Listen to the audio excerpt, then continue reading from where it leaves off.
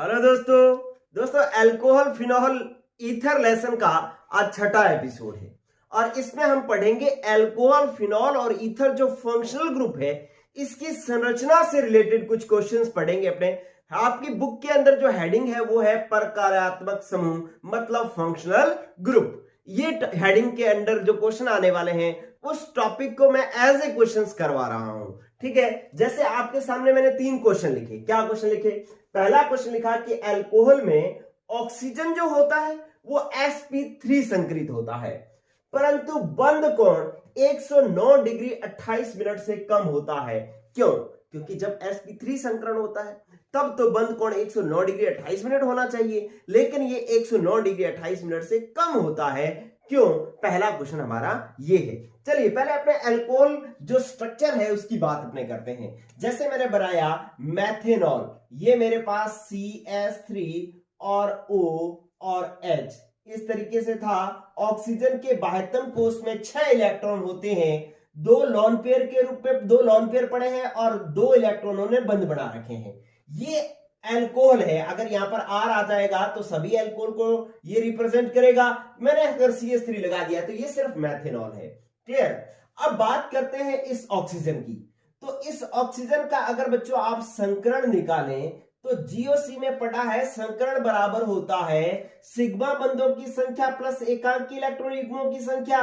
तो 2 सिग्मा बंध है, 2 एकांकी इलेक्ट्रॉन युग्म है, कितने हुए? 4। 4 में से एक S और 3 P संकरण हो जाएगा sp3 संकरण।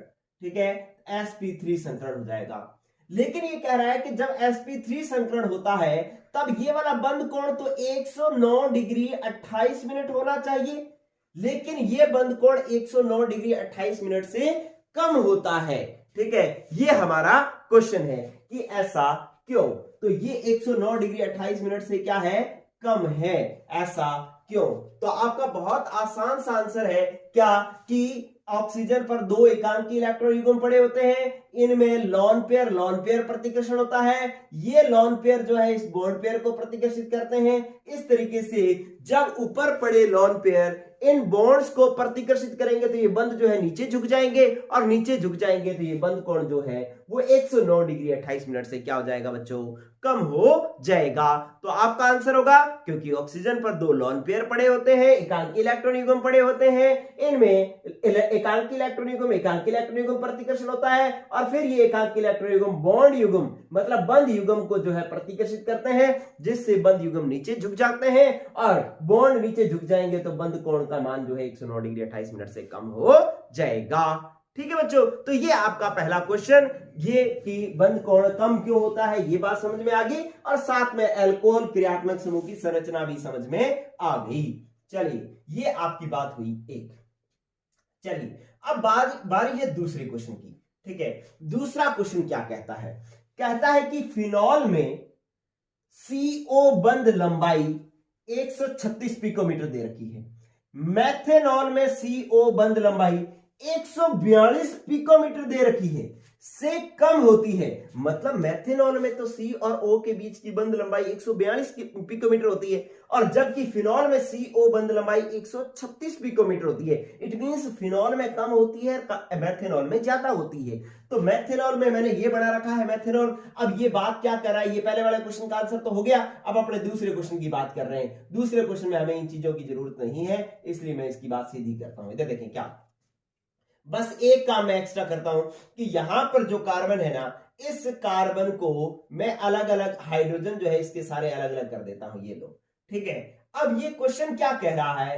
क्वेश्चन ये कह रहा है कि भाई ये जो है ना, ये तो मैथेनॉल है क्योंकि CH3OH मैथेनॉल होता है, और ये कह रहा है कि ये वाली बंध लंबाई जो है ना वो 142 पिकोमीटर है।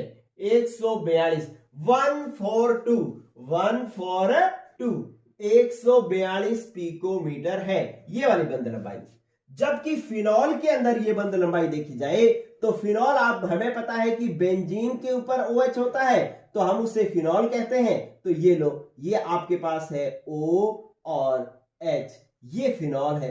ठीक है, और इस फिनॉल के अंदर ये OH चाहे ऐसे बना लो चाहे आप सीधा बना लो, कोई दिक्कत नहीं है, बात हम इस बंध की बात कर रहे हैं। ठीक है, अब ये कह रहा है कि यहां पर क्या है बच्चों, ये क्या है कार्बन और ये है ऑक्सीजन।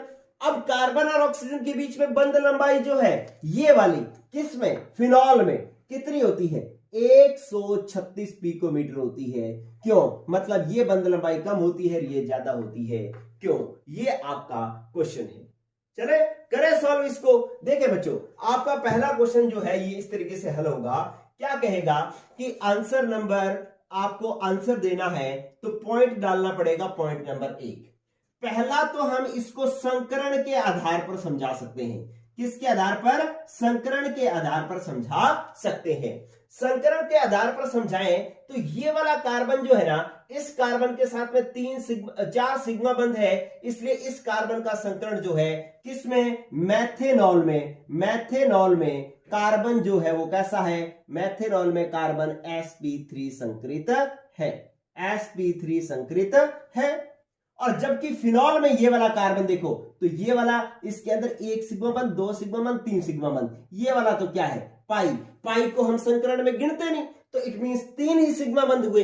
3 सिग्मा बंध हुए तो संकरण कौन सा हो गया, 1 s और 2 p, sp2 संकरण हो गया। तो इट मींस फिनॉल के अंदर जो है वो कार्बन जो है वो sp2 संकरित होता है। और sp2 संकरित कार्बन की जो विद्युत ऋणता होती है ना बच्चों, विद्युत ऋणता वो sp2 की ज्यादा होती है sp3 से।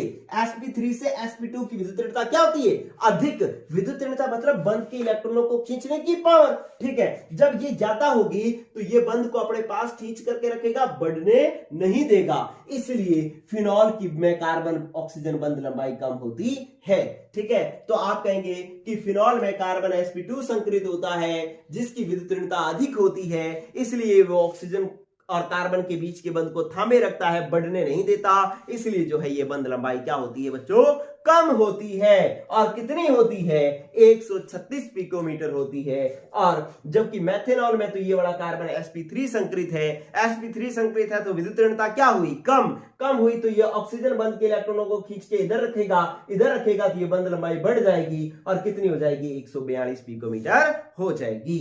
तो ये बच्चों संकरण के आधार पर हमने बात करी।